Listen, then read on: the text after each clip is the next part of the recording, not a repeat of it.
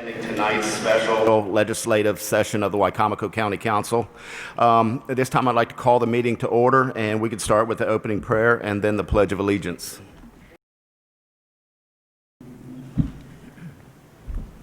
Our Father, who art in heaven, hallowed be thy name. Thy kingdom come, thy will be done, on earth as it is in heaven. Give us this day our daily bread. Forgive us our trespasses, as we forgive those who trespass against us. And lead us not into temptation, but deliver us from evil. Thy the kingdom, power, and glory forever. Amen. Pledge allegiance. I pledge allegiance to the flag of the United States of America and to the republic for which it stands, one nation, under God, indivisible, with liberty and justice for all. Thank you. Ms. Hurley. Good evening, Mr. President, council members, ladies and gentlemen. For the public's information tonight, the County Council is holding this meeting in the Wicomico County Youth and Civic Center, and it cannot be streamed live, and that is because the council chambers in the government office building is temporarily unavailable due to some upgrades being done. This meeting, however, is being recorded on PAC 14, and it will be available on their website and on YouTube for replays. The special legislative session is being held in order for the council to perform its duties under the county charter to fill the vacancy in the office of the Wicomico County Executive. It will begin by interviewing the persons who have applied for the position. Once the interviews are concluded, council will then take a recess to go into a closed administrative session to deliberate.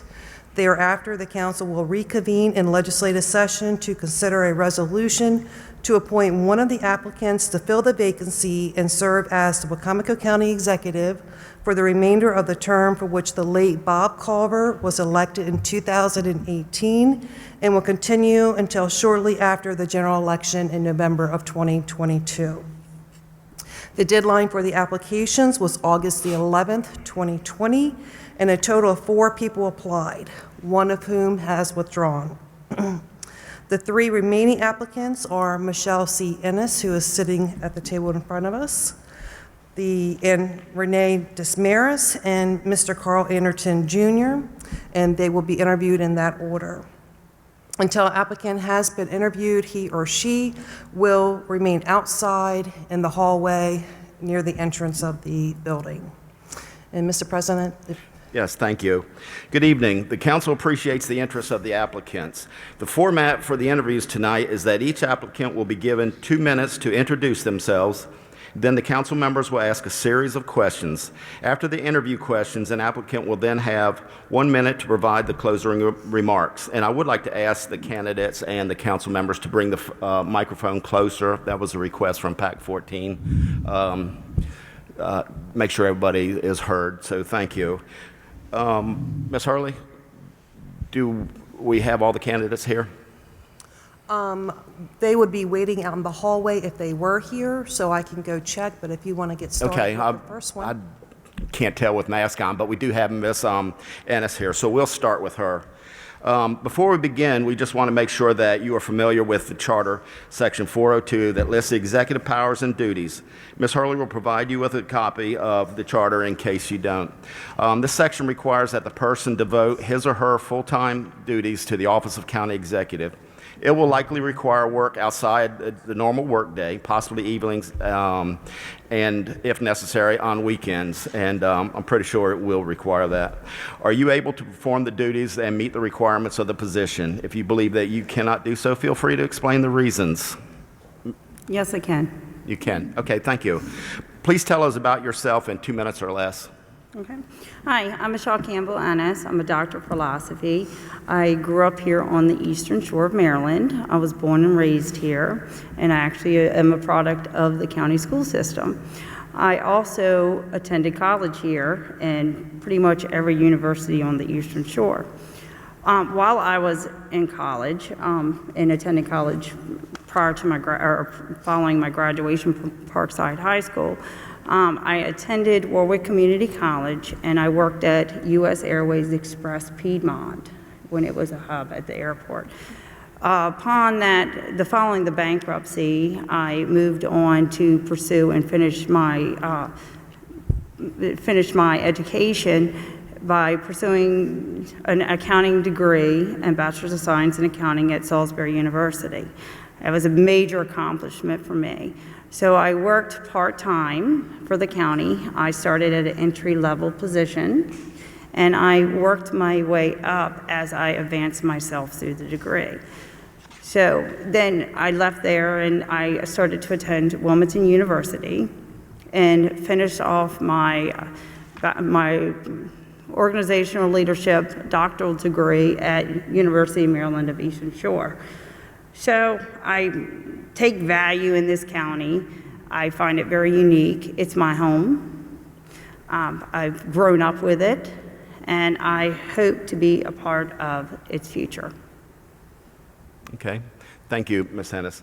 At this time, the council will ask a series of questions, and at this time, we're going to start with Mr. Cannon. And you'll have 2 minutes, and Ms. Hurley is keeping track of the 2 minutes, so thank you. And if you'd like, you can pull the mask down while you're talking. Thank you, Mr. President. Yes, sir. Thank you for being here, Dr. Ennis. The question I have, first question I have is that several counties in the state of Maryland have what they call a tax differential.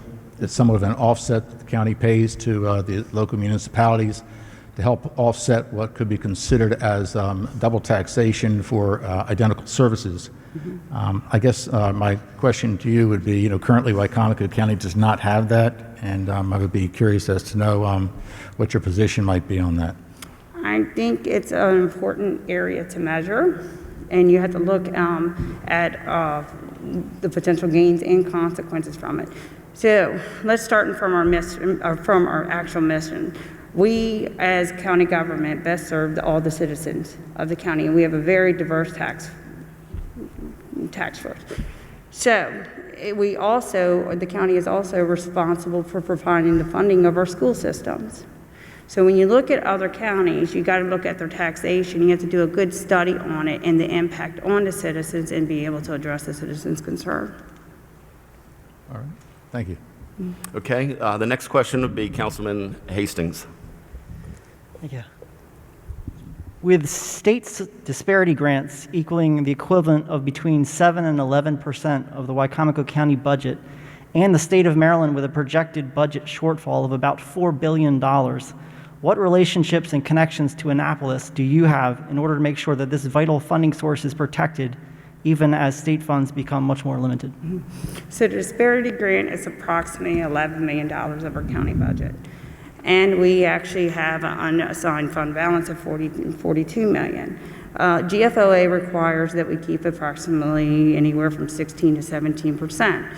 So breaking that down from a $153 million budget, that means we have approximately $12.5 million to live off of each month. We're working off of that. Breaking that down even further, and this is rough estimates, that's approximately 3 months. So you have to figure out, you have to look at your affiliate groups, you have to look at your state, your state representatives, and you have to look at your municipalities, and you work as a team. We look at what resources we can bring in as far as grants and having the ability to actually manage that.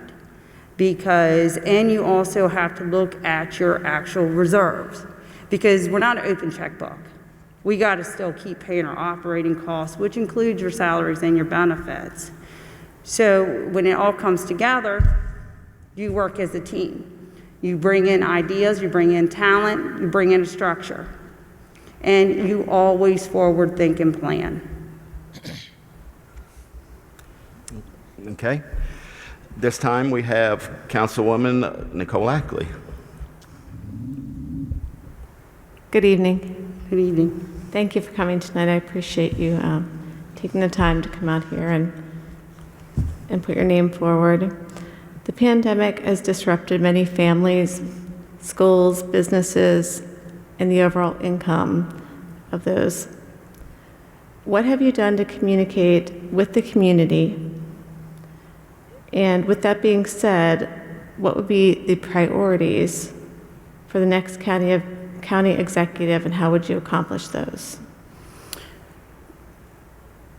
Well, the pandemic, I could tell you, I just spoke to a medical doctor today, is an awful unknown. And how we address every day, everything is changing. And it's changing our structure of our school system. It's changing what we're doing to go to work. Our unemployment now is approximately, what, 8-9%? It's going up from an average of what it was, 4.2.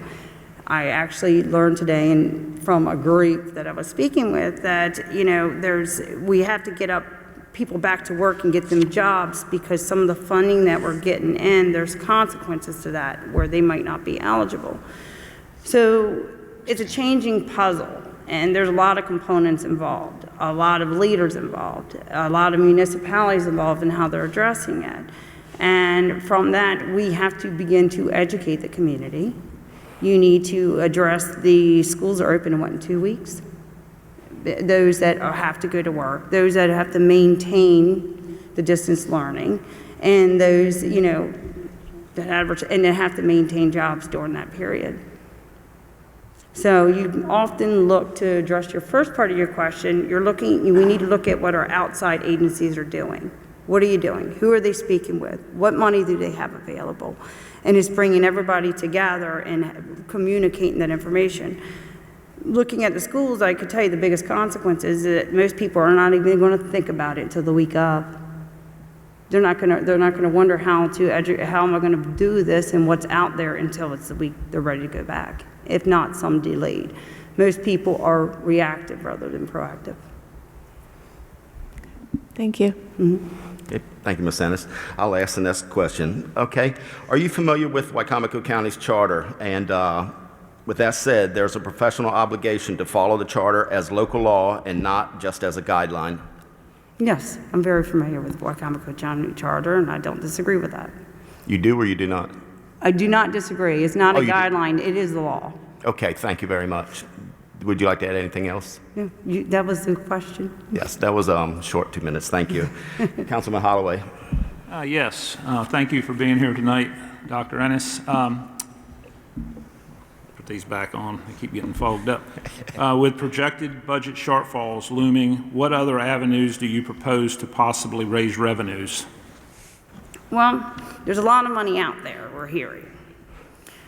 So there's a lot of grant money available. However, grants come with restrictions, and you have to understand all those components. Most people, when they come short in and let's take it down to a unit basis, they come short in their budget. They seem to think, oh, let me go look at the savings account, let's go look at the reserves, let me just grab it. That's not the answer. One thing I will say in addressing these issues is we need to be able to prioritize our workforce and our projects. One of the backbone of all of it, I look at our core values and I look at our mission, or our whole strategic plan. So you cannot look at the workforce to take the fall. They're everyday talent. We're providing them jobs. They're our solution. But also we have a problem when you look at your capital projects is that we're not prioritizing them. There's money sitting there. It's unspent. That means a couple of years down the road, the project grows, the cost grows, then they're coming back to us. So there's a lot of work in that area, and there's a lot of areas to work, or to look at. You first got to look at, okay, what's my workforce, what's my need, how do I get the most skilled, and how do I retain it? Where for the county, it does not pay a lot. So they're getting it often with the benefits, so it's maintaining that. Then you look at your operational cost. Are they wasting it? Are they spending it just because they have to spend it? Then you look at your capital and your structure, and you look at how have we prioritized this project. We need to get the money when we're ready to spend it. When everything is all said and done, that's how you actually save. Thank you. All right. Thank you. Councilman Davis. Good evening. I want to thank everyone for coming out tonight. Wicomico County lags behind our surrounding counties in terms of new housing starts badly, with Wicomico County dependent on municipal water and sewer system from our municipalities, and with the state septic regulations making the kind of neighborhoods that exploded on the county over the last 30 years now impossible, and with failing septic systems becoming an ever-increasing problem in many areas of our county. What is your plan? Okay, so the county already has, and it's not only in its strategic plan, but in its comprehensive plan, and it also has a water and sewer plan. So where are we at with that? It's a very long-term plan, years. You're probably talking, 10 to 20 years. And we look to provide water and sewer to the maximum, to expand it the most as possible as we can, and looking at our communities. So first, you have to look at your resources, okay? And you have to team up with your municipalities. You got to see where you can expand yourself to and the capacity of those municipalities. Upon that, teaming up with your municipalities, understanding your capacity, I think they call them they even have their subdivisions and putting in the PAC systems, or I'm not messing up the improper terminology. Doing that, there are also other resources available that will allow us to measure our infrastructure. So, of course, if you go all the way out to Willards and you have Three Bridges Road, just to give an example, you're going to do $4 million, and does that pay off? So it's a big plan, and it fully has to be evaluated and measured. I have the next question. Councilman McCain. Yep. Dr. Ennis, thank you for being here, and also thank you for your willingness to serve. My question is, what is your vision for Wicomico County, and have you reviewed the county's strategic plan? And there's a second part to this as well. What role will the strategic plan play in your decision-making process? Okay. Yes, I have reviewed the strategic plan. I can tell you our mission is to provide the best possible government, be the best possible government for the citizens of Wicomico County by maximizing resources, by responding to our citizens' concerns, and by investing in our future. So currently, our last census, our population was 103,000. So our future is by 2020, 127,000? Within that, within that, we have to look at our core values. We're going to have to look at our transparency, explain to the citizen, be transparent on how we spend money, and that's for all agencies. We're going to have to look at our integrity, and that's being truthful and committed and understanding our mistakes and doing the right thing. There's no right answer, but it is addressing the community concerns. One thing I do think we have lacked in is that outreach and that communication, telling people the alternatives, because often they find out after the fact and it's too late and you're trying to correct or educate the workforce or the community. It's collaboration. That's everyone working together and trying to address the issues up front and sharing what you've learned from your own constituents. Because we're all in this together and we all have the same mission and we want to meet the same goals. And of course, it's financial stewardship. Just because you have a savings account and you think it looks good doesn't mean we can just spend it, because our future is also dependent upon that, and look what can happen. COVID just hit us. What are we doing? And it's respect for each other. It's a completely respecting the opinions of each other, and respecting what they have to say and respecting what they have to bring to the table. So, what part did I miss of the question? That was the strategic plan. Right, yeah, and the second part of that was what role will the strategic plan play in your decision-making? The strategic plan actually feeds into your comprehension plans to all your other plans. We need to use that as a baseline, and we need to provide measurements. That keeps us on track. That's the purpose of the strategic plan. Where are we at? What do we need to modify? How do we get there? And what's working and what's not working? Thank you very much. Mm-hmm. Thank you. Final question. How will you foster a true spirit of cooperation, effective communication, and forward thinking in your working relationship with the County Council? First, we have to communicate and both be willing to communicate. It's a two-way street. So I recognize that each one of you have a talent and you're bringing it to the table, something to share. And then I realize we're all in here for the same reason. We're all serving for the same reason. So it's respecting each other's talent and putting politics to the side and knowing that we want this community to grow. And it's respecting our employees and the talents that they have to bring to the table. One of the things is retention. Retention is extremely important. That is your future. And when you develop a workforce, which is the major role of this job, it is carrying on your knowledge. I didn't grow through the system by starting to the bottom and not growing myself out of a job and pushing it down to someone else. So, fostering relationship, it's a two-way street, and sometimes you just face it and you just have to talk. Thank you. That concludes the interview questions. You may now provide closing remarks in 1 minute or less. Closing. Well, I will tell you, over the last couple of weeks, I have had an opportunity. It's important to have a sabbatical, not to only learn a lot about yourself, but learn a lot about your potential. You got to be able to step on top of the mountain. You got to be able to look down.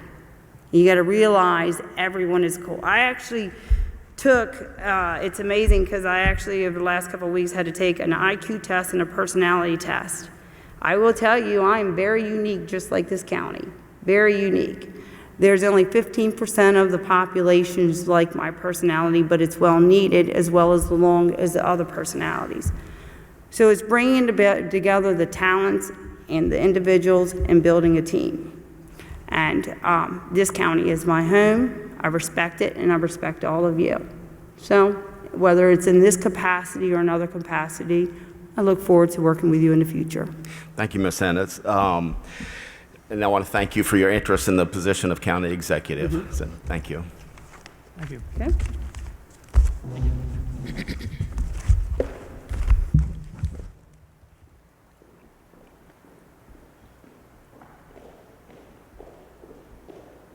And as a reminder, out of fairness, we're doing these interviews without the candidates in here.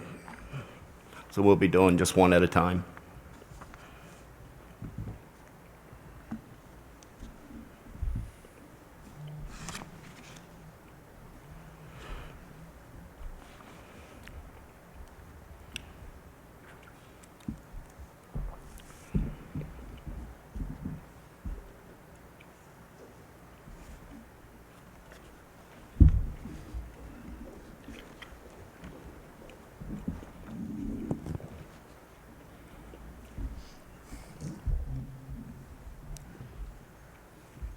Good evening. Good evening. Now we have Rene Desmarais. While you're speaking, you could pull the mask down so it doesn't sound so muffled. With pleasure. Okay, first let me start off. Before we begin, we just want to make sure that you are familiar with the Charter Section 402 that lists the executive powers and duties. Ms. Hurley will provide you with a copy in case you're not familiar with this charter section. The section requires that the person devote his or her full time to the duties of the office of county executive. It will likely require work outside the normal workday, possibly evenings, and if necessary, on weekends. Are you able to perform all the duties and meet the requirements of the position? If you believe that you cannot do so, feel free to explain the reasons. No, sir, I believe I can. Thank you. Yes, sir. Okay. Please tell us about yourself in 2 minutes or less. Okay, so I was born in New England. Went down to Johns Hopkins for my undergraduate training at Johns Hopkins. Went to medical school at the University of Connecticut because that was what I could afford. It was my state school. I met my wife there, who's also a medical student. We subsequently went back to Baltimore for our dual training in internal medicine. And then I went to University of Virginia for cardiology fellowship, and then came here. My wife and I had both traveled to Eastern Shore when we were in college, fell in love with it at that time. And when the job became available, when I was in training in University of Virginia, it was a very easy decision. As a matter of fact, I was the earliest signee out of a fellowship program from the University of Virginia ever. I've been here since for 27 years. And we raised our 3 daughters here, who are now in medical training as well. Okay, thank you. At this time, we'll have council comments or council questions, and we'll start with Vice President John Cannon. Thank you for being here tonight. The question I have would be several counties, and I would like to also let, Larry, I don't know if you said this, but this may sound repetitive, but it is purposely repetitive so that each individual applicant gets the exact same questions. That's correct. Several counties in the state of Maryland have a tax differential, which is a payment to a municipal corporation to aid the municipal corporation in funding services that are considered to be similar to county services or programs. A tax differential applies to property taxes, and some people may consider this a double taxation, such as maybe with public safety. Wicomico County does not currently pay a tax differential, but it has been discussed in the past, and some people think that maybe that should be done. What are your thoughts as far as the tax differential is concerned? Well, I want to put as much money back into Wicomico County and keep it as much as possible. We have a generally poor county across this, in regard to the rest of the state. I think that to take money away from us is robbing the poor to give to the rich. Okay, thank you. Thank you. Councilman Hastings. With the state disparity grants equaling the equivalent of between 7% and 11% of the Wicomico County budget, and with the state of Maryland, with a projected budget shortfall of around $4 billion, what relationships and connections to Annapolis do you have in order to make sure that this vital funding source is protected even as state funds become much more limited? Well, probably two main sources of connections. First of all, I have a very nice relationship with our delegates and our state senator, Addie Eckert, and the other state senator in the area, Mary Beth Carrozza. I've known them for many years. Addie and I talk to each other regularly, probably weekly, on healthcare matters. So, and she's, of course, both a great listener and a great voice in Annapolis. As I'm also on the Board of Trustees for MedChi, the Maryland State Medical Society. I represent what's called the Eastern Group, which is essentially just the Eastern Shore. That represents all physicians and by definition represents all patients.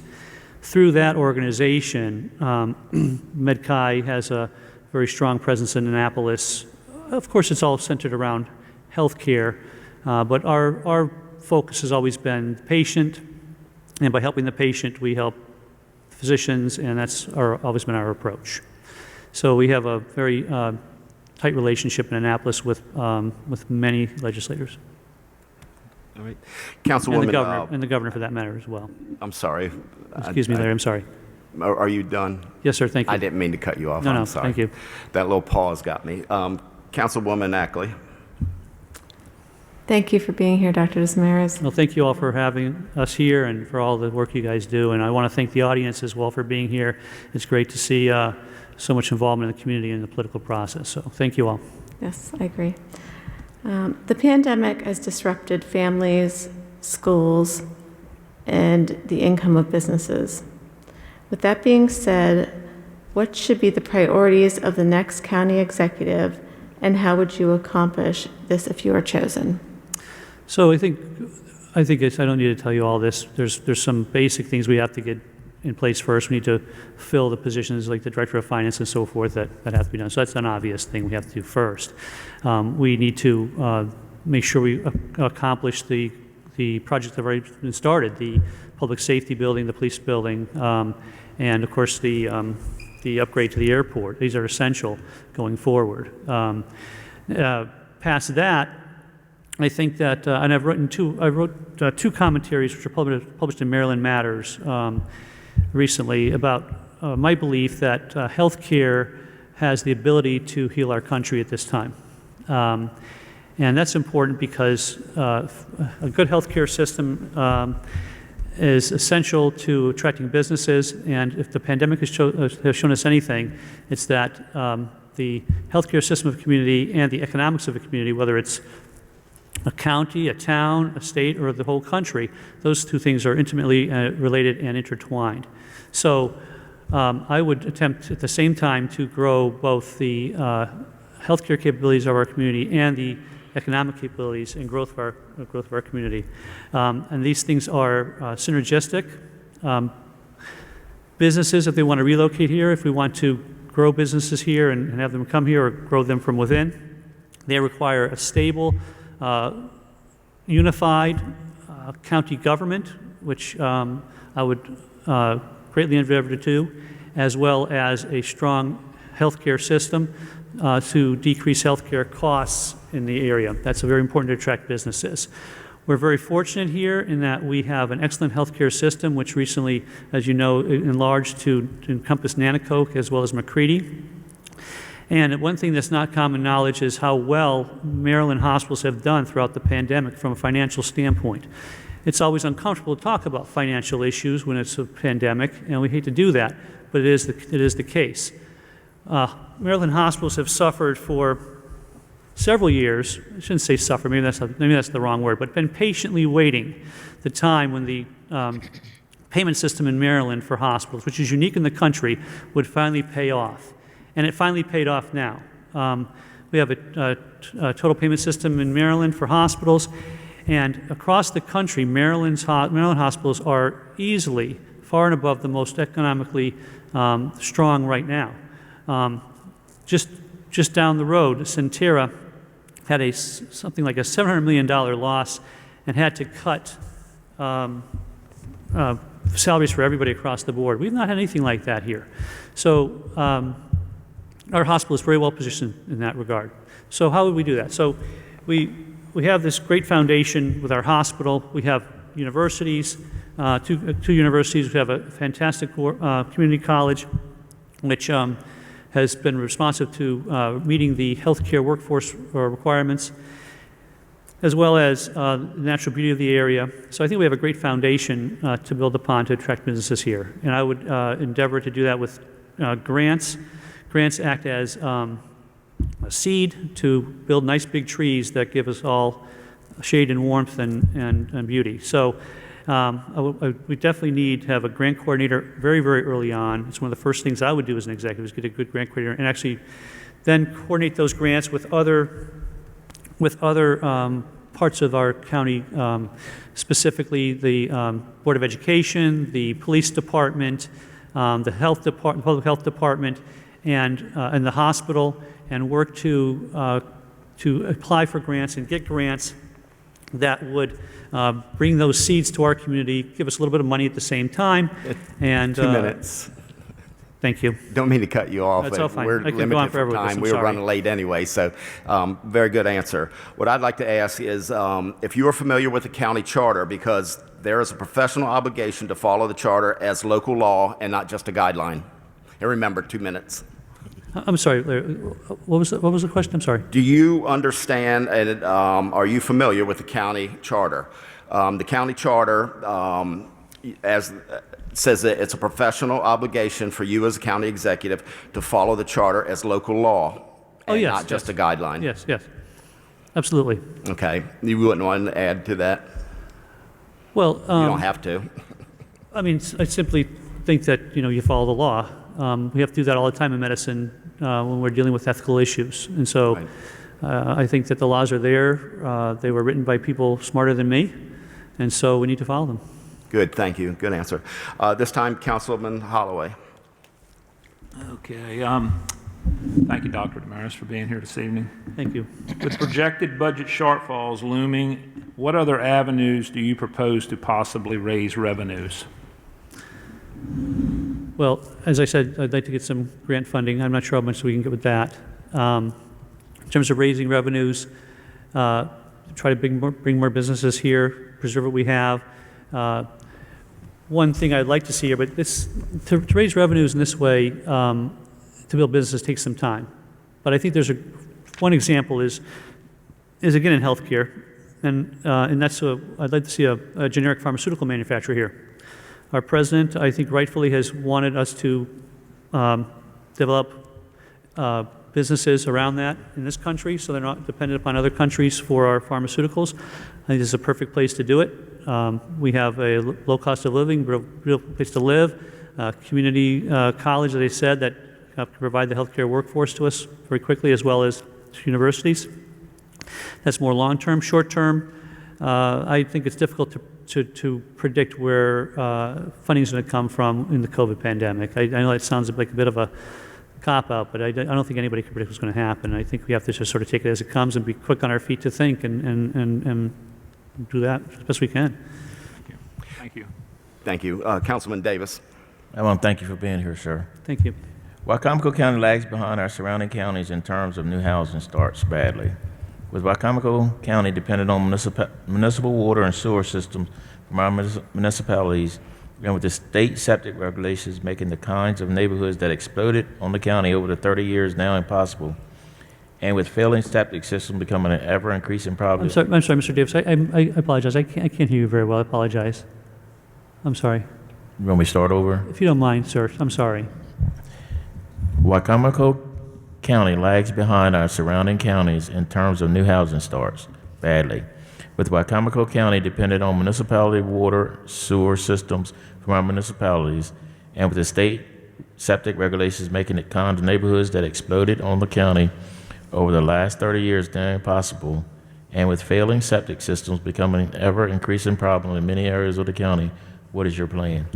I would love to get county water, a county water supply of our own, and build it.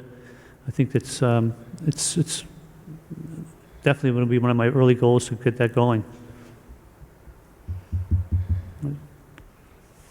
Are you done, Mr. Davis? Yes, sir. Okay, Councilman McCain.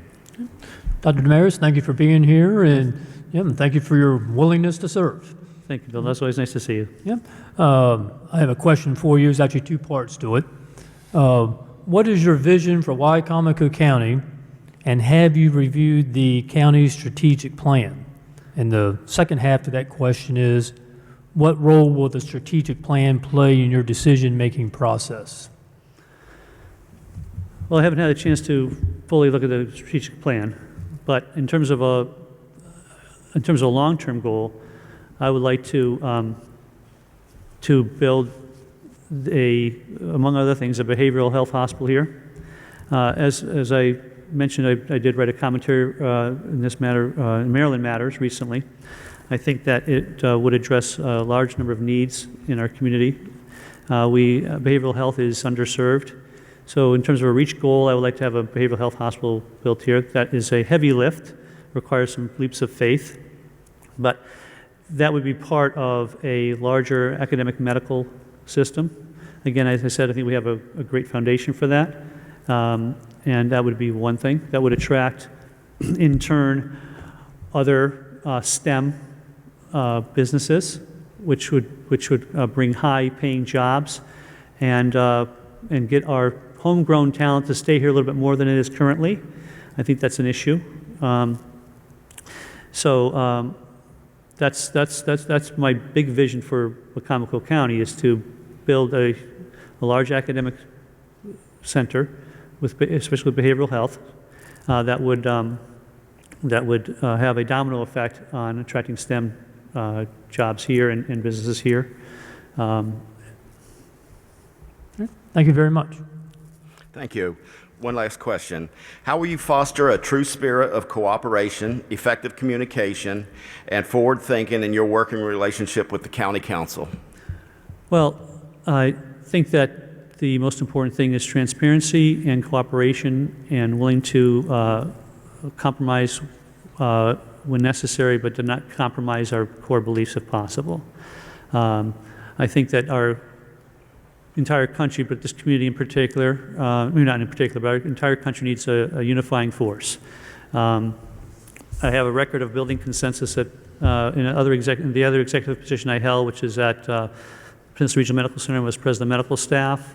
You build consensus through transparency, through communication, through getting good information about what decisions you want to make, making sure you're following good science if that's applicable. And I also think it's important to involve the community in these decisions, and to get the voice of the community. I would personally favor a completely transparent government in that regard, so that we can build consensus within the community. And if we build consensus within the community and between the council and the executive position, then we will do what we need to do for this community. Anything short of that, I think, is a disservice, and we don't meet the needs of the community that way. Okay, thank you. That concludes the interview questions. You may now provide closing remarks in 1 minute or less. Well, again, thank you all very much. I am running for this because I feel a duty to this community. This community took my wife and I in, welcomed us, have been nothing but welcoming throughout our time here. We love it here. We love the Eastern Shore. We see great, great potential. This is a great community, but we see even greater potential here. Working together, we can help heal this any wounds we have around COVID. I think it's an important time to have a physician with the COVID pandemic to both take care of it now and in the future state. I think there's a great deal of misinformation and inadequate knowledge out there that a physician can fill in this position from a bully pulpit, so to speak. And I just hope that you guys find it that I'm the most qualified candidate for the position. I don't envy your job. Thank you. Thank you very much. I also would like to thank you for your interest in this position of county executive. So at this time, we'll have the next candidate come in. Thank you. Thank you. Thank you.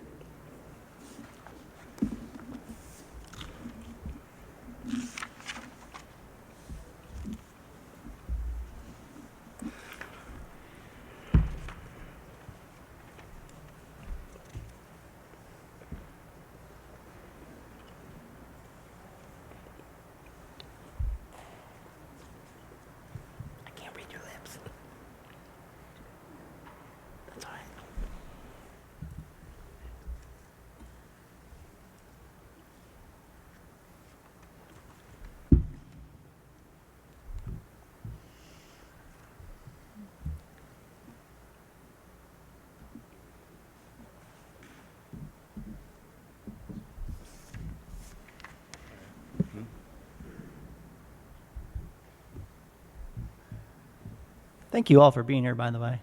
It's nice and quiet. It's too quiet. It has gotten quiet. I'm going to start singing.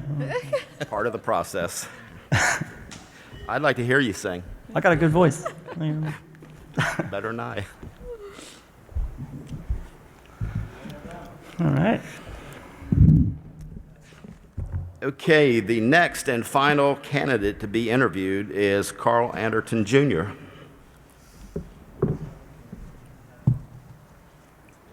As he passes out some documents. Are they gift certificates?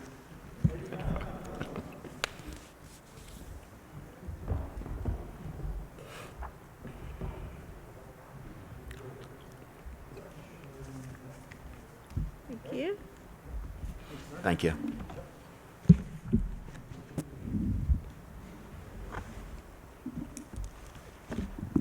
Is there, I think there's two of them.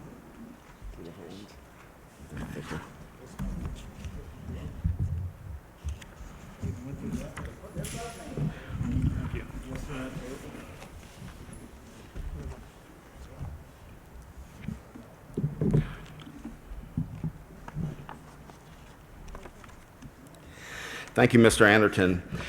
Before we begin, just want to make sure that you are familiar with the county charter, section 402, that lists the executive powers and duties. Ms. Hurley will provide you with a copy in case you are not familiar with this charter section.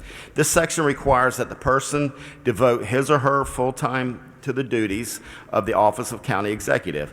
It will likely require work outside normal work day, possibly evenings, and if necessary, on weekends. Are you able to perform the duties and meet the requirements of this position? If you believe that you cannot do so, feel free to explain the reasons why. I'm in. You're in. Good. Thank you. Mask on or off? Off's fine. Off's fine. Off's fine? Is that okay? What's that? Take your mask down? Sure. Oh, thank you. Sometimes you get muffled when you're Yes, sir. talking. It's hard to understand. And then if you would, make sure the mic is close to you, Sure. your face. All right. At this time, can you tell us a little bit about yourself in 2 minutes or less? Go ahead. Sure, yes, sir. Well, thank you guys for letting me come and apply and interview for this. I am extremely humbled and honored to be sitting here tonight thinking of the opportunity to serve the county that I call home as the executive is just amazing. For somebody, my childhood probably wasn't the best. I was raised in a wonderful home, but I wasted my education. and it has hung over my head for a long time. And it was like carrying a weight around my neck. Everywhere I went, I felt like I was inadequate. Sometimes I still deal with those thoughts in my head, but I've overcome that. And I had the opportunity when I was mayor of Del Mar to speak with a student at Y High who was kind of like I was, kind of troubled, couldn't really focus in school, kind of bored in school, mischievous. And when he found out that I was a mayor, after kind of being where he was, it inspired him. Believe it or not, I inspired somebody. And so he has gone out and he's working, and he periodically connects with me and thanks me for sharing with him that I was not, the prototypical honor roll student. That, there were times my GPA may have had a minus in front of it. But having said that, I got married very young, been with my wife almost 28 years. We have 2 sons and a daughter-in-law. That's getting weird to say. They just got married last weekend. And I worked any job I could to help her go through school. She has 2 separate degrees from Salisbury University. And so I got involved when we moved to Del Mar, found myself on the council, then mayor, and then ran for the Maryland General Assembly. And now here I am tonight, sitting in front of you amazing people.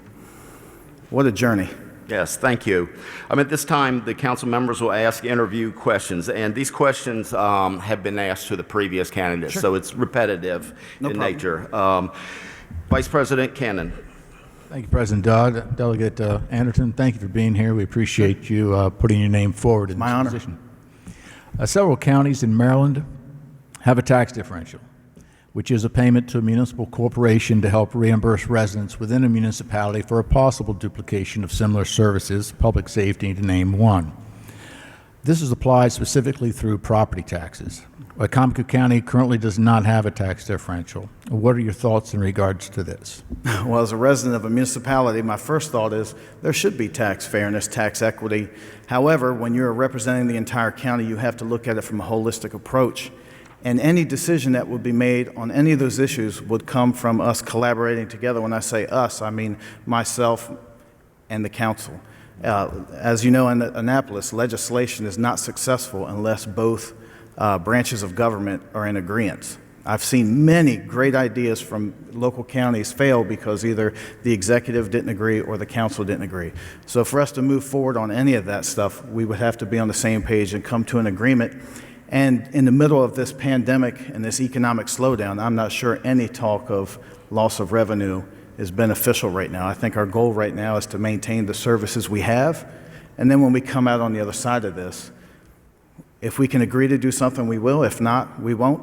I'm not a soapbox person, so I'm not going to go out there if we disagree. If we disagree, it's okay.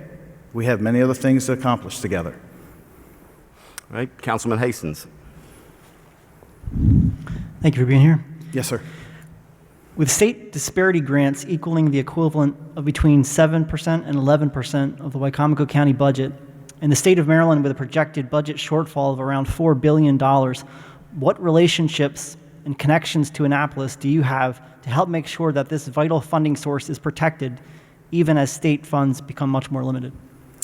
So that was my piece of legislation that we put in first in 2016 to pass to restore the disparity grant cuts, and then extended again in 2018. And then this past session, we had successfully passed legislation to make it a permanent fix back to the original amount of 70%, I believe. It was almost 75% was the original. We went from 66% to 70%, which I believe last year's budget, you got an increase of $700,000. I think we're around that again this year. That bill, as every bill with a fiscal note, which means it was a burden on the revenues of the state of Maryland, the governor vetoed because of the ongoing coronavirus pandemic and the uncertainty of the future. As we come back to session, or if I'm so blessed as they go back to session, I know that I've already spoken with my colleagues who are a part of the bill from Prince George's County and Baltimore City. Will look to override the governor's veto to restore that funding, and I will go up and advocate as well. I actually told the governor himself that I was going to vote to override his veto, which normally he takes a little personal, but he said, it's your county, you do what you have to do. Thank you. Yes, sir. All right, thank you. Councilwoman Ackley. Sorry, I lost my question. Thank you for being here. Yes, ma'am. Delegate Anderton, I appreciate it. The pandemic has disrupted families, schools, and business income. With that being said, what should be the priorities of the next county executive, and how would you, if chosen, accomplish these goals? Well, the focus should be surviving this economic slowdown due to the pandemic. And when the governor puts forth his executive order, the counties have the ability to not necessarily loosen, but to become more strict. And I think we're more than strict enough. But the goal is, and what I've done all along, is I've shared every governor's press conference. I know many people have probably seen us. I was put on Facebook, see y'all at 5 or whatever. And then I've participated in all the Zoom calls that I could that pertain with adapting to life with COVID. But our goal must be ensuring that we have, as best we can, all the services that we provide, that we continue to do so. And there's avenues to do that. You know, maybe looking for a grant administrator has to be a priority. So it's not a maybe, it's a must. And ensuring that we are being as physically mindful of every dollar that leaves the building. There was a joke when I was the mayor of Del Mar that I named every dollar in the budget. You know, so I was like, there goes Craig, there goes Steve, you know, because that's someone else's money. And so as mindful as we are with it, as wise as we are with it, I believe we can proceed forward and continue to move forward and finish up some things that County Executive Culver was working on, and a lot of things that this council was working on. We can partner together and really get the county firing on all cylinders, for lack of better words. Thank you. Yes, ma'am. Are you familiar with the Wicomico County Charter? There's a professional obligation to follow the charter as local law and not just as a guideline. Yes, sir, absolutely. I believe that we should be following the charter to a T, and if there are discrepancies in that, then I would encourage the council to form and open up a charter review committee at any time. I think that whatever is in the charter is basically the rules that the game is played by. And going outside of that is unfair not only to the individual, but to the taxpayer and to, you know, everybody in the county. So, yeah, whatever the charter says is what we will do, and we won't go around it. Okay, thank you. Yes, sir. Councilman Holloway. Yes. With projected budget shortfalls looming, what other avenues do you propose to possibly raise revenues? I think we need to be more active going after grant funding, and then using our ability to go to Annapolis that we'll have to speak directly to the governor and to the budget secretary about getting line items in the state budget for the county. That's something that hasn't really been done yet. And so the way the budget works is either the local government, the executive's office goes to the local delegation and says, hey, we want this in the budget. That's how we did Purdue Stadium. That's how we did the Civic Center. Or the executive himself or herself can go and speak directly with the governor. And so I've spoken with the governor twice this week about particular items facing the district I serve now. And so I feel that the ability to go up and sit in his office and talk about things countywide from Willards to Sharptown will be not a problem. And going after as many grant dollars as possible is extremely vital. I do not see an opportunity anywhere where raising revenue via tax increases is possible. There's just no way to do that. We can live within our means and accomplish everything that we agree on. Hey, thank you. Yes, sir. Councilman Davis. Thank you for being here. Yes, sir. Wicomico County lags behind our surrounding counties in terms of new housing starts badly.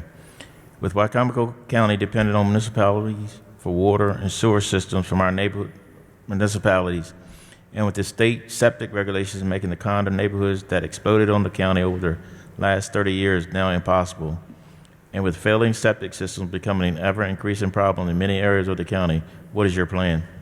So I believe we should work together to see the viability of package plants for these areas. I know that in the next decade, 2 decades, if not that long, there's going to be a serious problem, and so we should get ahead of it. And I absolutely agree with our housing starts lagging behind Sussex County and Worcester County. If you see the growth, the exponential residential growth in Sussex County, we should be attracting those residents here in the county. So we need to find a way to either collaborate with our municipalities who want to expand through urban service agreement with their water and wastewater. If not, we can get into our own wastewater and water business by either privatizing it or doing it ourselves. But I think those are conversations that I would absolutely look forward to having with each and every one of you. Thank you. Yes, sir. Thank you. Councilman McCain. Mr. Anderton, thank you for being here. Absolutely. And thank you very much for your willingness to serve. Yes, sir. The question I have actually has two parts to it. So the first part is, what is your vision for Wicomico County, and have you reviewed the county's strategic plan? And secondly, what role will the strategic plan play in your decision-making process? Sure. If you don't mind, I'll take that backwards so I can remember it all. The strategic plan is a part of the vision of the county. I had the opportunity when I was mayor to author our comprehensive plan, because it's done every 10 years or so. And so, yeah, that is basically your playbook. That's your guidelines. This is what we have completely agreed on together to move forward with. And so we should be referencing that basically nonstop. Every year as we're setting our vision forward for the next year, we need to be saying, okay, what's next, and just continually moving forward. And so as you go through these booklets that I put together for you, you'll see a lot of ideas I have, but if you see, the interesting thing is on each one there is a section for notes, because this is only successful if we all put in together. Take out what you don't like, put in what you do like, and that's what we'll do. We have to be a team in this, and without that, we're not going to be as successful as we all want to be. And so, for me to come home from Annapolis to work with you, I'm ready to go. Just point blank, I'm ready to go. We have a vision. I believe in cooperation. I believe in teamwork. If you read, there's a letter that I gave you from the mayor of Del Mar, who was my deputy mayor, who will tell you how I operated as an executive. And there are letters in there telling you how I operate as a legislator, as a public servant. I'm ready to go. Whatever we have to do to get this county on track, we have to fill holes in the administration together. We will work on that, because you have to confer that. The budget that we submit, you will have the ability to do with it as you see fit and direct our way forward. I am looking forward to being a partner and excited about it. This is not the opportune time to be excited. I understand that because of the passing of the county executive. But when you think about the vision of this county for the next 20 years, how can you not get excited? The potential with Wallops, the potential with the airport, with the riverport, and just every person you see on the street, just giving them the opportunity to wake up to just a little bit better opportunity, a cleaner street, a brighter street light. It's just amazing. Thank you. Yes, sir. How will you foster a true spirit of cooperation, effective communication, and forward thinking in your working relationship with the county council? Well, we have some successes together from Annapolis with letters that have been submitted that we all agreed on and worked together on to get passed or to not get passed, depending on the issue. But I believe that meeting on a regular basis, communication is key. Without communicating, you can't chart a way forward. It's not possible. So I imagine that at some point in time, you will be tired of seeing my name show up on your cell phones, because I am a talker. I like to work things out and make sure that I have full input, full buy-in on anything going forward. This will be the most accessible administration this county's ever had. And I look forward to serving all 105,600 and some odd residents in this county, and I can't wait to get out there.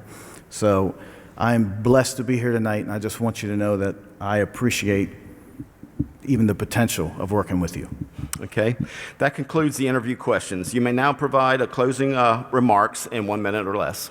Sure, absolutely. I have been blessed in my life. And I have had the opportunity to find out what I want to do with my life. And I have learned that it is helping my neighbors. The first thing I do in the morning is I kiss my wife on her forehead, and I grab my cell phone and see who contacted me over the night. And then I reach out to them. And it's all day long, whether it's in Annapolis or it's here at home. And the last thing I do at night before I go to bed is to check my cell phone again and make sure that everything is up to date. When somebody reaches out to you, they're hurting and struggling, and they need help, and they need it now. And that should be our number one goal. We are here because In any elected or appointed position, we are here because our neighbors trusted us to defend them when needed. That's the number one goal. And that's what we'll do every day, all day. And we're ready. Okay, thank you. Yes, sir. Mr. Anderton, thank you for your interest in the position of county executive. Yes, sir. The council will now recess for approximately 15 to 30 minutes and go into a closed administrative session to deliberate on the appointment of a person to fill the vacancy and serve as the county executive. Need a motion? So moved. Second. Thank you. All right, this time we're going to take a 15 to 30 minute break. We're going to go to the next room. You guys don't have to go anywhere, but we'll be back within 30 minutes.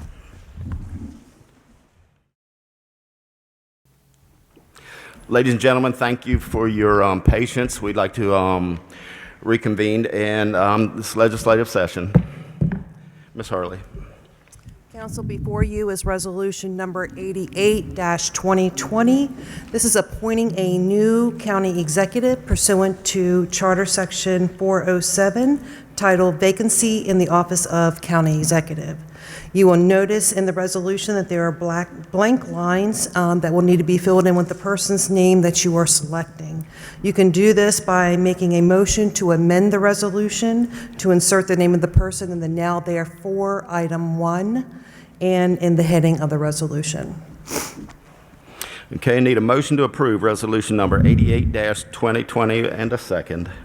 So moved. Got a motion. Do we have a second? Second. Got a motion and a second. Any discussion? I'd like to make an amendment to Resolution 88-2020 to substitute the blank space for Carl Anderton. Okay, got amendment I'll second that. and a second. Going to do a roll call. Discussion. Yeah, do we have any discussion on that first? I'd like, Let's go ahead. Go ahead. I'd just like to say I'm really, it was nice to be able to have 3 candidates, the individuals who put up their name. I'm really, I'm happy with the results that I've seen. Mr. Anderton had put together entire booklets with one specifically on focus groups. This is, I don't know how many pages this is, maybe it's 12 pages specifically going to talking about all the municipalities, how we're trying to work together, how we're going to serve. He then specifically put together an entire packet. Conveniently has my name on it, which is nice. But it also then has a fantastic piece that goes from everything from COVID-19 response to staffing to capital budget and beyond, specifically with what his administration would bring. I think this is one of the best things I've seen, and I've not seen anyone be this prepared for this job. I mean, this is really fantastic in all my years of paying attention. And so I got to commend Mr. Anderton for putting together such a prepared piece, and I think for that reason and for the conversations and the dedication that Delegate Anderton has shown, there's only one person in my mind that I could see considering. And by the way, this whole piece is put together. You know, if you can't folks back can't really see, but it says it has notes all inside of this. So not only is it here are all the things that this council and that he has heard and all the goals that they have put together. He also then has a whole section that you can basically add. He intentionally added a note section so that we would all know that this is a collaborative process, that from here on, we are all working together as a community to come up with a better result. I mean, I may not have started out as a Carl Anderton supporter. You know, my hero is Norm Conway, and he took him out. Carl beat him out for that seat to go in the legislature. But you know, here and now, from what I've seen, for who is prepared, there's only one candidate that showed up was this prepared, and I got to say that I'm really impressed, and I'm proudly support Carl Anderton. Any more discussion? I would say that I think with the 3 candidates, and they were 3 good candidates, but I've known Carl for some time. He's worked tirelessly for Wicomico County over the last several years. I think he demonstrated that he's a proven leader. He's well known in the community. He's well liked in the community.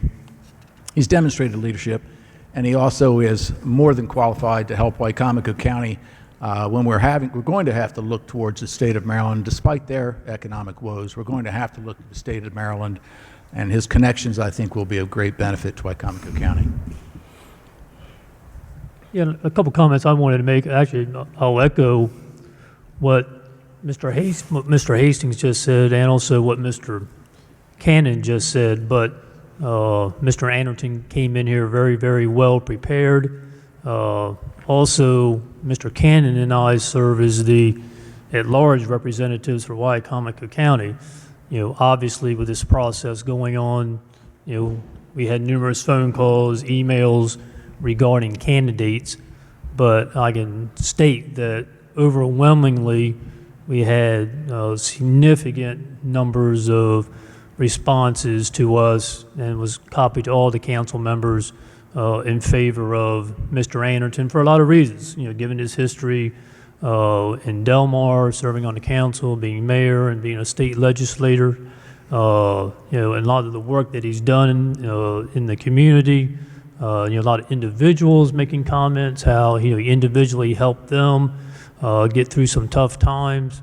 You know, it was very impressive, and he certainly came in here tonight. You know, I appreciate all three candidates coming in here, answering our questions. But you know, and we have a lot of people in the audience.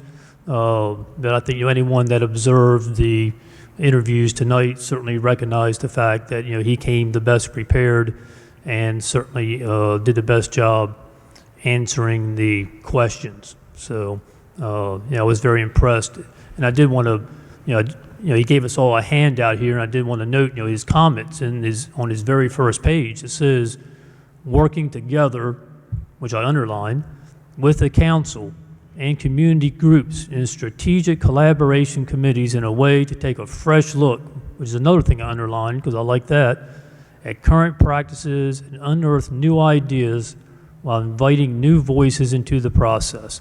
Let's invest, learn, lead, and serve Wicomico.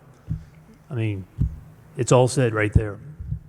So I thank him for his willingness to serve. Any more comments? Any more discussion? Okay. Mr. President, I will say too, add on, I'm a proud Mardella guy. Those of us who grew up in a place like that, and you always kind of have a bit of a chip on your shoulder. And you always think that, everybody else, especially in the big city of Salisbury, they were always working harder and doing more. Carl's came from a place, Carl represents a place, Delmar, that's another one of those kind of places in the county that needs a voice. And Carl's gone to Annapolis, and he's represented. He was literally the head of every single county, every single city and town in the entire state. He was the head of the Maryland Municipal League. He carries with him that kind of chip on your shoulder, but he's also going to work his butt off. He's a workhorse, and that's kind of what I want in my future county executive. So, undoubtedly, one candidate has come quite prepared and is ready to start right now, and so that I proudly support Carl Anderton. Thank you, Mr. President. Any more discussion? No. Okay. All those in favor of amending resolution number 88-2020 to insert the name of Carl Anderton Jr. in the resolution as stated, we'll do a roll call vote. Councilman McCain. In favor of Carl Anderton. Mr. Cannon. Aye. Mr. Davis. No. Ms. Ackley. No. Mr. Hastings. Aye. Mr. Holloway. No. Nay. Hate to do it, but the chair votes nay. So we have 3 for, and 4 against. Mr. President, I'd like to make a motion to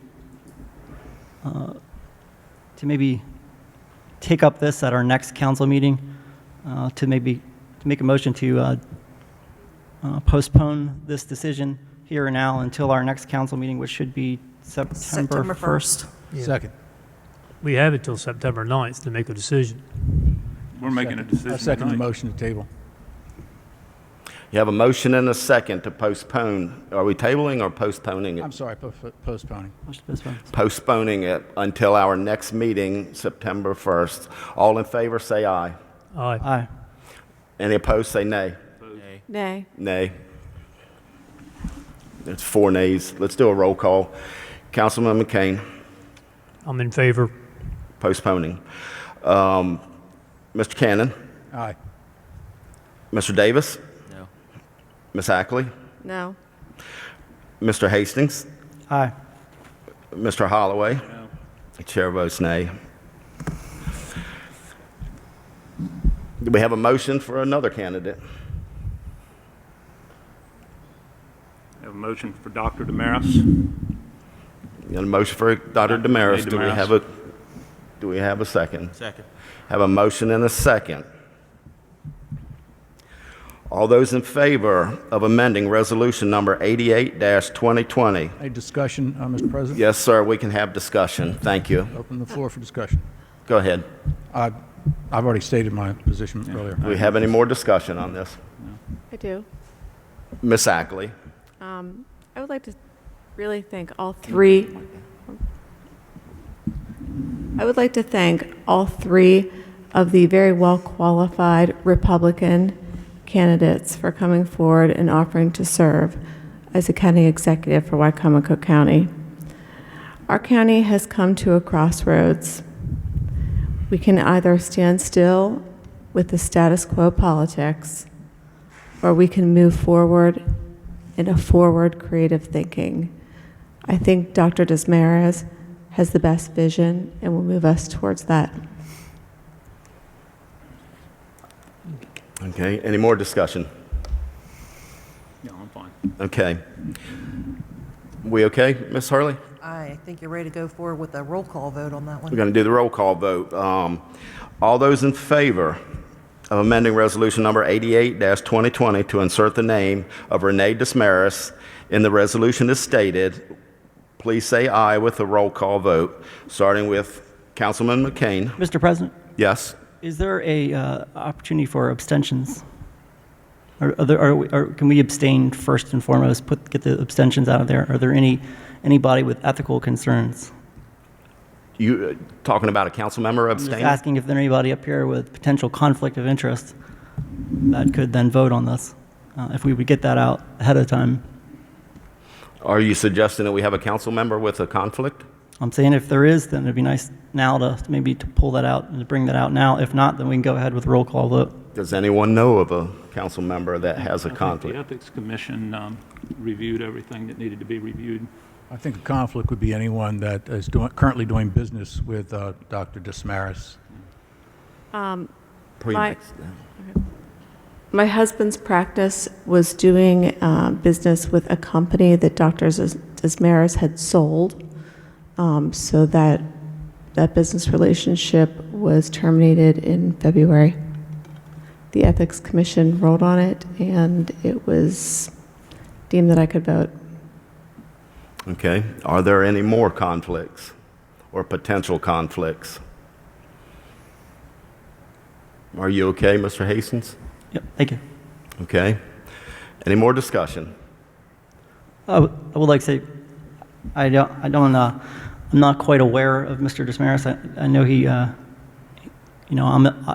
have the great pleasure of being able to go to a lot of different events in the community, and to see and be seen. Not that I really want to be seen, but I do know an absence when I see one, and I've been aware of Mr. Desmarais for a while when he ran for delegate years ago and didn't make it. He seems like a fine individual, but not ready for prime time. When we talk about leading this community, we need somebody who has the expertise of understanding government, has relationships with the state, someone who can call on the governor, someone who knows who the council members are and met them before today. I don't think we currently have that in any in Mr. Desmarais, but so above all else, I'd like to see a candidate, if it's going to be the head of this county and where we're going, then it should be someone who is from here, who is solidly rooted here and who, in my mind, goes to all the different events, meets people, knows who is who in a community. I don't think that we have that in this particular candidate. Thank you, Mr. President.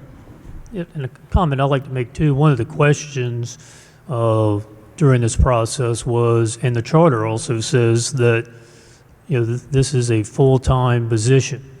I mean, you can't have another full-time job. And I do think that's an issue. And I'll go back to one of my earlier comments about being an at-large representative. And I'll preface this by saying, I mean, I know Dr. Desmarais, and we've known each other a long time, and I like Dr. Desmarais very much. But we're appointing a county executive, and you need extensive knowledge of the business operation of Wicomico County. And as I said earlier, I've had numerous people that highly recommended Delegate Anderton, but I did not have anyone recommend Dr. Desmarais to me, and just largely because of his non-involvement in our county, and your county executive is your chief administrator and your CEO of your county, and you certainly have to have some pretty deep involvement in your county to be a viable candidate for that position. And I really appreciate Dr. Desmarais' interest in the position, but I just feel he hasn't had that involvement. Mr. President, I would add that Mr. Cannon. I think, as everybody knows, I've been a member of the Republican Party since I could vote. I also feel that one of my strong suits is the fact that I'm able to reach across the aisle at any point in time. But I would like to also remind the council that this is a position which is based on party affiliation, and I think that the council members should recognize the fact that that's very important tonight, and that the Republican Party, from my perspective, Republican Party feels very strongly about Delegate Anderton, and that's important for us to recognize. The other part of that equation is that Delegate Anderton, as well respected by the entire Republican Party, is also well respected because he knows how to reach across the aisle, and he's also well respected by the Democratic Party. But I think that's important for us to all recognize tonight. Thank you, Mr. Cannon. Any more discussion? No discussion. All those in favor of approving resolution number 88-2020 as amended with Rene Desmarais in the resolution, please say aye with the roll call vote. Councilman McCain. Nay. Nay. Councilman Cannon. Nay. Councilman Davis. Aye. Councilman Ackley. Council Lady Ackley. Aye. Councilman Hastings. Nay. Councilman Holloway. Yes. Chair votes aye. The vote is 4-3 in favor of Dr. Desmarais as the county executive. Ms. Hurley will be contacting you tomorrow, Dr. Desmarais, for the next set. At this time, we'll take public comments. Please limit all of your public comments to 3 minutes or less. Any presented material may be submitted to the council members. Please include 10 copies. So at this time, if there's any council comments, please come to the mic. May I remove my mask? You can bring Mr. that President? down. Thank you. Thank you. Ladies and gentlemen of the council, this, no doubt about it, this was the most consequential vote that each of you will have taken in your tenure on the council, no matter how long that may be. And I come before you today not as the chairman of the County Republican Central Committee, but as a citizen of District 2 of this county. And I can say nothing other than the very fact that I'm disappointed. I'm not disappointed. I recognize you each have your own opinions and your prerogatives, and I fully respect that. I'm disappointed because it was very clear to everyone here this evening who the best candidate was, who the most prepared candidate was, who the most articulate candidate was. And I do not know your reasons for voting the way that some of you did. However, I hope your decision was your own, and I am optimistic for the future of our county with whomever may be in leadership. But I do believe the citizens of Wicomico County were not. This was a disservice to us, in my opinion, because I think it was just so very clear, and that is my opinion, and I may be biased, but I thank Councilman Hastings, I thank Councilman Cannon, and I thank Councilman McCain for your leadership and for voting in the way of what I believe the will of the people is. But obviously, we will be aware of the will of the people at the next election. And thank you all for your time. Thank you for being in the arena, and thank you for your service to this council. Thank you, Mr. Sampson. Do you have any more public comments? Mr. President. Mr. President. Yes. I have the record of the votes for the amendment. Did you actually vote for the resolution as amended? I thought we did, but we can do another roll call vote. I think that would be safe to do that. Okay, can you hold on, please?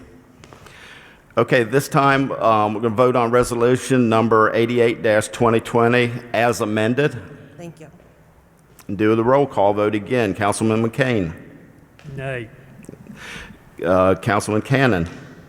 Nay. Councilman Davis. Aye. Councilman Ackley.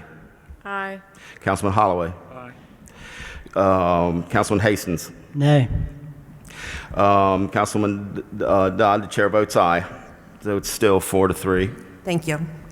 If we would like to continue the public comments, again, 3 minutes.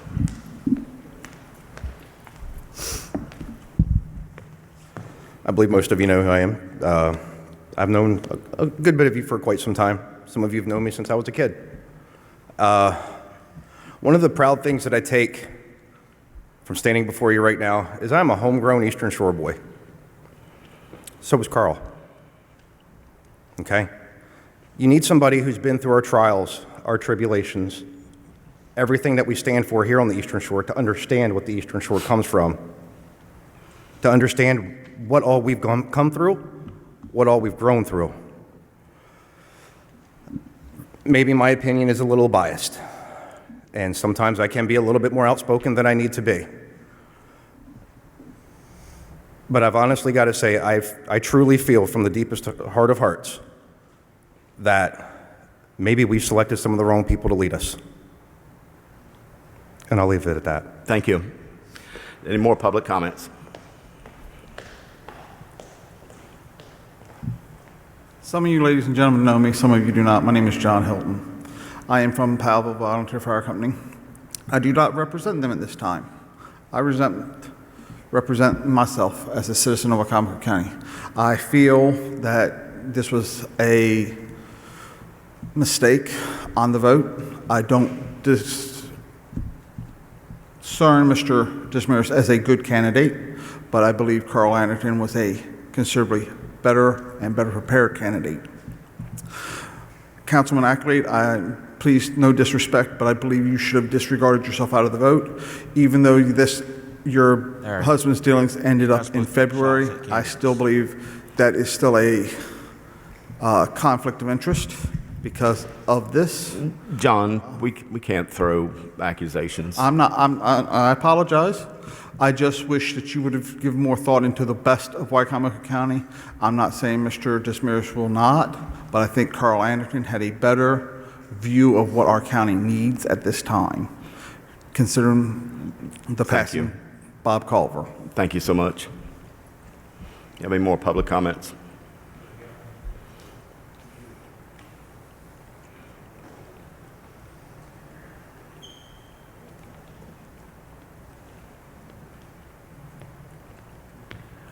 Good evening. My name is John Palmer. The job of county executive is a full-time job. So what I'm expecting to see is that the new doctor would very quickly relinquish his other jobs and devote his full time to being the county executive. If he is not able to do that, then he should be removed from office, and we should go on from there. Thank you. Thank you so much.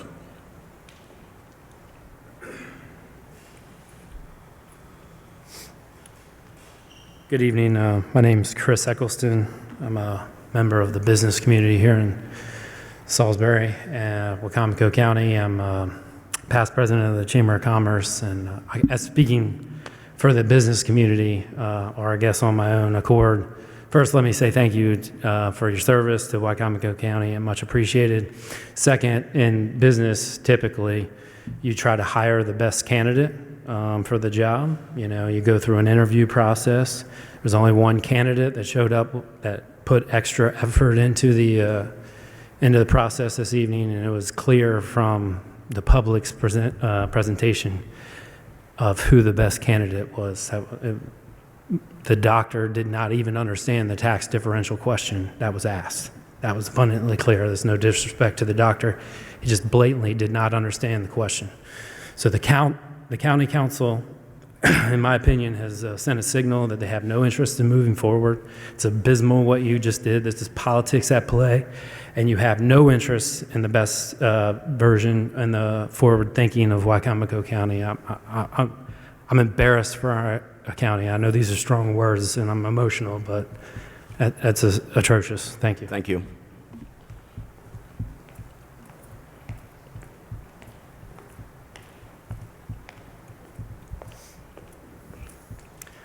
Good evening. Hi, my name is Randy Day.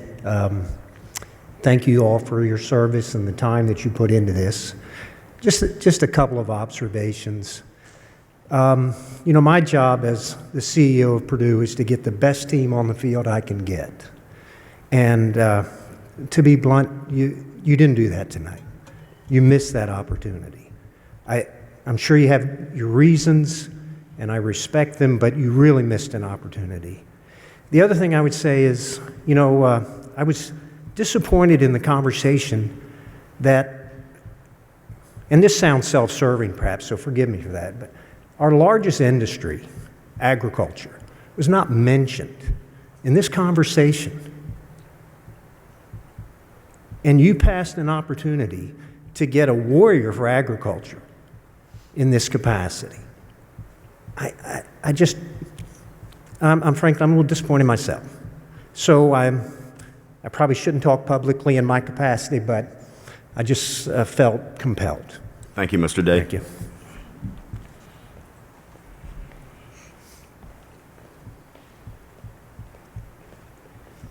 Good evening, Sean Jester from Salisbury. As the president of the Wicomico County Republican Club, I would like to say congratulations to Dr. Desmarais. I hope he does a good job and meets the trust that the council is putting into him. It's a big responsibility, and county executive is a big job. I will admit my biases. I'm friends with Delegate Anderton. I'm chairman on his campaign, in fact. I think he would have been a fantastic county executive. I'm sure you have your reasons for the selection, but the council and the, I guess, incoming county executive must work together to support the Salisbury Ocean City Airport, which needs support, or else it could die and be a drain on the county. And we needed a county executive that can work with the council, not boss it around or be subservient to, but work with. I hope that this council is ready for that. And I'm sure that Dr. Desmarais, who I've met before, I think he's a good man, is ready to do that as well. So thank you for your service. This was a tough decision, I'm sure, and we'll have a good, at least coming 2 years with this council and this county executive. Thank you. Thank you, Mr. Jester. Thank you. Do you have any more public comments? Yes, sir.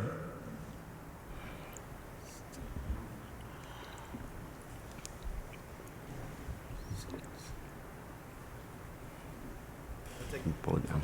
Yes, sir. Thank you. So I'm here tonight as Wicomico County citizen, resident Carl Anderton Jr., and I want to thank you again for the opportunity to interview in front of you, to put forth a vision of how to move the county forward in front of you. It has truly been an incredible experience speaking with many of you and gleaning ideas and knowledge to move forward. But I'm blessed. I'm blessed because I have a great job. I serve 3 amazing communities in Annapolis, Salisbury, Delmar, and Fruitland. I go almost to Mardella and Pittsville. So, you know, like I said, I live a very blessed life in public service. I get to wake up every day and help my neighbors. And so I support your decision. You felt that was the direction to travel. And we're all in this train together. So you pick the track, and we're riding. So when the new county executive comes in, I will work with him in the same fashion I worked with the prior county executive on legislative initiatives in Annapolis and try to secure as much funding in the governor's budget as possible for Wicomico County. None of that will change. And I just wanted to come up and say that, you know, just to thank you for the opportunity to spread my wings a little bit and to see just how far I could let my vision go. And to me, that's a success. So thank you. Thank you, Delegate Anderton.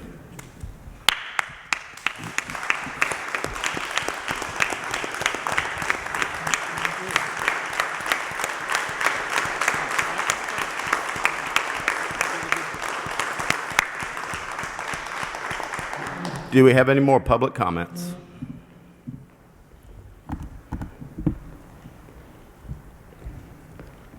Good evening, ladies and gentlemen.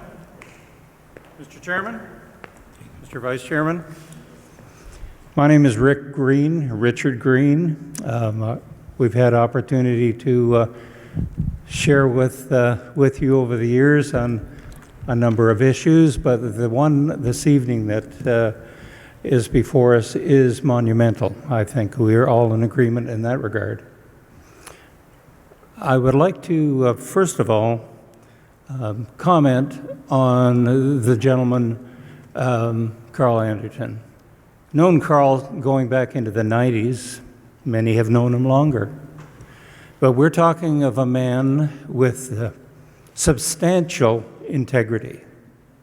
Substantial integrity. We're also speaking of a man who is, as he used the word, team player. We've all heard that over the years. But the truth is, that man is a team player. I am not suggesting otherwise pertaining to the other candidates. I'm sure they're wonderful people of integrity. I'm sure they as well will work with everyone. But I'm reminding you of those specific attributes of Carl. His experience and expertise that's been mentioned, some may think that is a negative, i.e., knowing how to maneuver in the political arena. However, ladies and gentlemen, that is invaluable in this day and age. With all that we face economically, the uncertainty, etc., to have the opportunity to have the ear of a governor and others within the state legislature, that is invaluable. I'm not sure Wicomico County will be receiving that same degree of attention because of the vote this evening.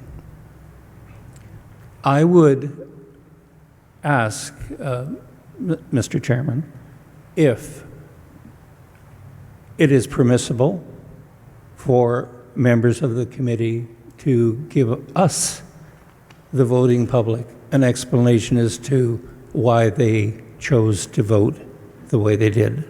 Is that permittable? That's entirely up to the council member when we have council comments. Yes. But we're not engaging in debate. No, that's not the question. We're not wanting debate. We're Well, just we're gonna trying have to council understand comments. more than yay or nay. That leaves the general public somewhat in the cold, and that's why I asked you if that's permissible. Thank you. Okay, thank you.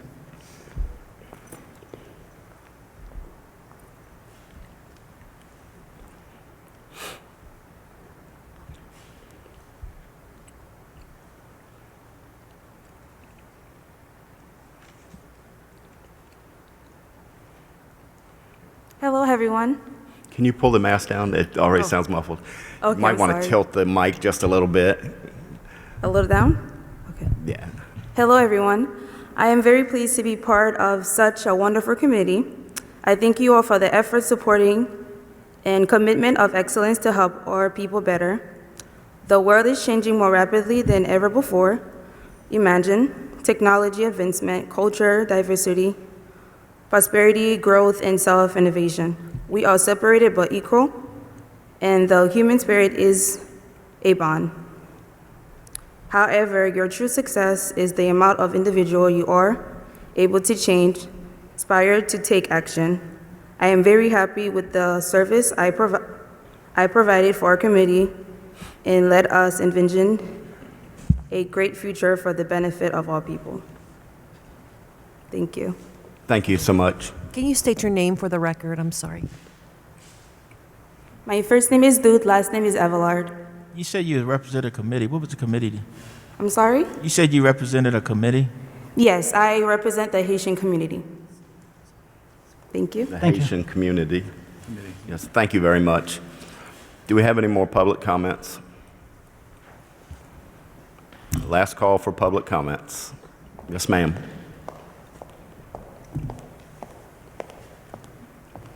Council, Chairman, Vice Chairman. My name is Kendall Timmons. I'm a resident of Wicomico County. When an individual is a person, man or woman, of no action, little action, as Councilman Hastings indicated, not a person of community involvement, all you can go by is that person's word, in this case, the man's word. So as I look back at my recollection of the words that Doctor shared with us during his interview and your questions, it seems to me that at one point he referenced himself, when including himself in the question about the tax differential, about robbing us, the poor, to give to the rich. I really consider whether the doctor is among the poor. He also, when asked about whether he was familiar with the Wicomico County strategic plan, admitted that he had no familiarity with it. He also spent that entire 2 minutes speaking about his vision. He said, my vision, not our vision, not the vision of the community, not the vision of the council. It is of great sadness to me that you would deny this position to a person who's willing to work for the community as a whole, to work as a team, and select someone who stressed his own vision and tries to put himself in a position that he is not. I echo the comments that were made by another citizen. I expect him to work full-time, and you yourself said that this position is more than a 40-hour-a-week job. I demand that of my county executive. I hope that you do too, because your actions here tonight led me to believe that that may not be the case. I thank you for the opportunity to speak. Have a great night. Thank you very much.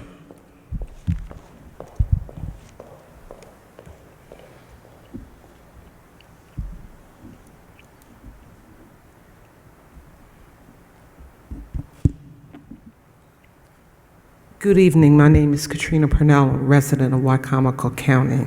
Good evening. I would hope that we would think when we were new on a job. We weren't all born with all knowledge, all understanding of the position. We had to learn and grow into it. I would expect that it's not always been everything I wanted for the years I've come to the county council. I pray that we remember that we're still one county, one people, one desire to do what is best for our county, and we support each other as we say we want to for all the people. Thank you. Thank you, Ms. Purnell. Thank you. Do you have any more council comments?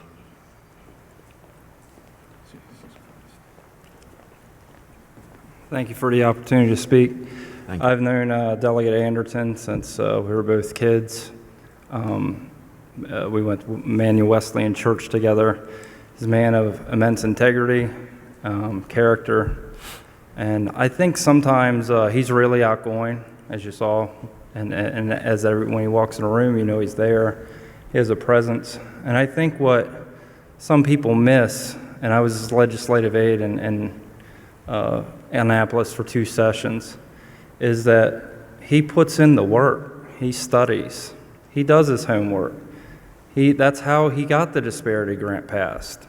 I'm not even sure if some of the other candidates knew what the disparity grant was. That's how he got this county more highway user revenues, because he put in the work and he did it. So he kind of combines both things. He's a great extrovert where he gets collaboration, he gets to know people, but he has a side to him where he goes to his desk and he puts in the long, hard hours of preparation. And you saw that tonight. I believe he was the only candidate that gave a packet that detailed, as Councilman Hastings said, a full vision. And as a citizen of Wicomico sitting out here, all I had to go by the other 2 candidates were their answers. And I believe it's unanimous right now that Delegate Anderton gave the best answers, in addition to a thought-out packet that Councilman Hastings referred to as fantastic. So I'm certainly looking forward to your explanation.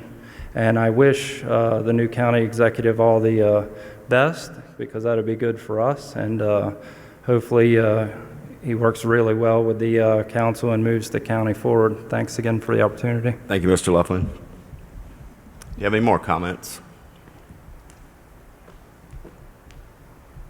Last call for public comments.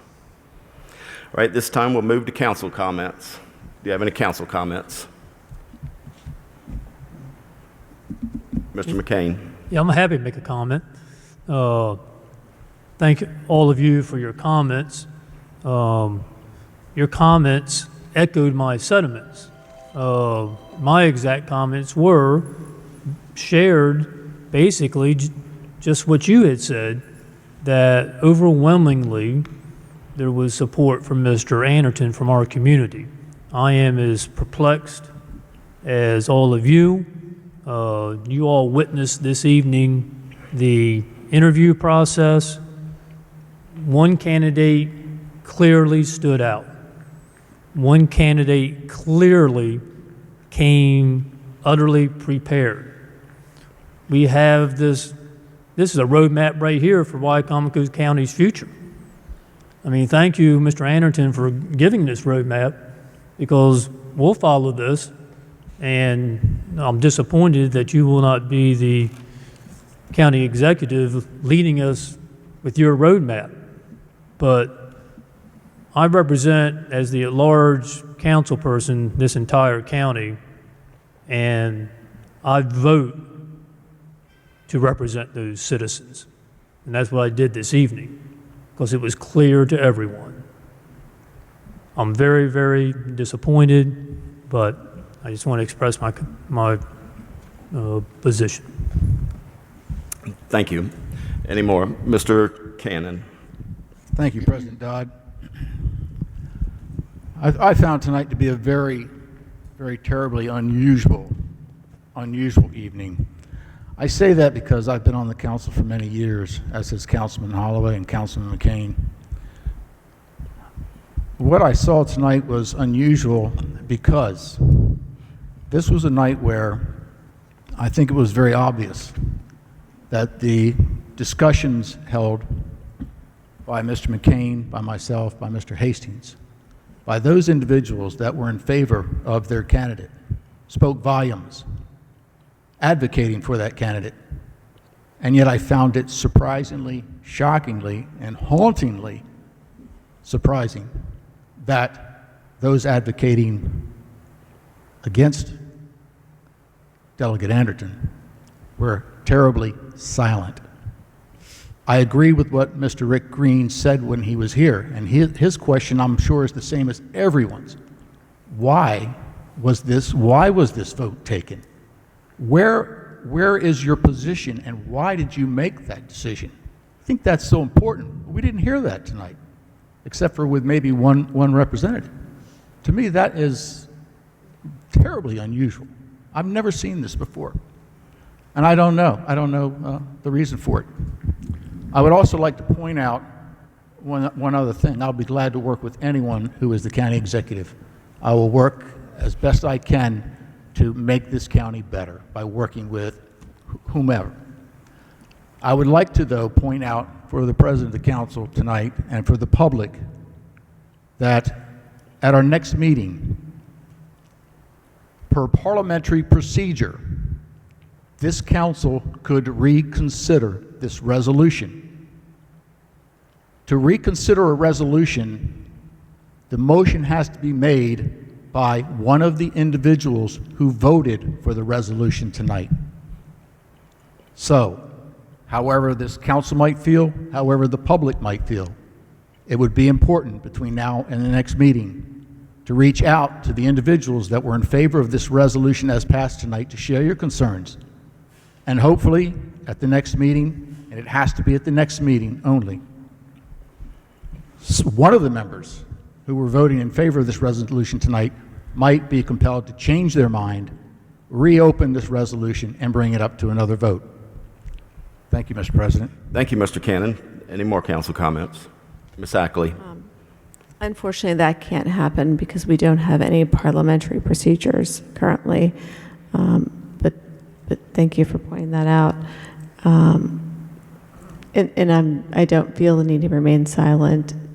Delegate Anderton has been an amazing asset to this county, to the Eastern Shore, in Annapolis, and I look forward to him finishing out those 2 years. And I see him coming back very strong in the future. Dr. Desmarais was able to bring a fresh perspective that I think we need to move this county forward for the next 2 years. We've had county executives that have held other full-time positions. I don't know what Dr. Desmarais is, but if that's for him to decide, but we have had that in the past. And again, I want to thank all 3 of these Republican candidates for coming out and putting their name forward and taking a chance. I greatly appreciate your time, and I look forward to the future. Thank you, Ms. Ackley. Mr. Hastings. 2020, am I right? What more of a 2020 thing could we have done than to choose somebody who came out of left field that we barely even know to be our county executive? Nonetheless, we've got a packed room full of folks who know who the right candidate is, who knew the right individual to leave. They know who has a plan and who doesn't. I just got to say, regardless, listen, I'm a moderate guy. I've supported Republicans, Democrats. I've campaigned publicly for across the political spectrum. God bless America. We've got to do better as a country, as a community. Partisanship is worthless. And we've got to start, we've got to start working together and follow folks who actually have a vision. We've got to do a better job. I don't know how else to say that. We need individuals who can see things from multiple sides. We need individuals who can work across the aisle. We need people who are involved in their communities, who know who to reach out to when times are tough. So regardless, regardless, I look forward to working with Dr. Desmarais, and I'm very proud to see Delegate Anderton come and actually and to do the right thing, to come up and to say that he's going to continue to work his butt off for us, because that's what you want in a leader. That's a real leader. And so, Mr. President, that's all I have to say but I appreciate everyone from coming out. I appreciate all the other council members. I know this isn't an easy decision, but thank you, everyone. Thank you, Mr. Hastings. Any more council comments? Mr. Davis? Mr. Holloway? You good? Good. Okay, presidential comments. One thing I would like to say is thank you to everyone that came up here, everyone that spoke. Thank you to the candidates, excellent candidates, Delegate Anderton, Dr. Desmarais, Ms. Ennis. They all had good answers. They all did a good job. And I'll tell you this, we've had some unprecedented times. This council has had to vote on 3 elected officials. First, it was a board member that passed away. Then we had a council member that resigned. And both times those 2 votes weren't easy either. And just like this time is one of the most difficult times in my career, trying to make a decision for the right person. Like I said, all candidates were excellent. I look forward to working with Delegate Anderton, to continue to work with him. I know he'll be there for us. I look forward to working with Dr. Desmarais, and like Ms. Purnell said, one of the last speakers, we all need to work together, and that's what I plan on doing. So thank you, everyone, for attending tonight. It was a great turnout, and feel free to contact us at any convenience. Need a motion to adjourn. So moved. Got a motion? We have a second. Second. All in favor, say aye. Aye. Thank you, everyone.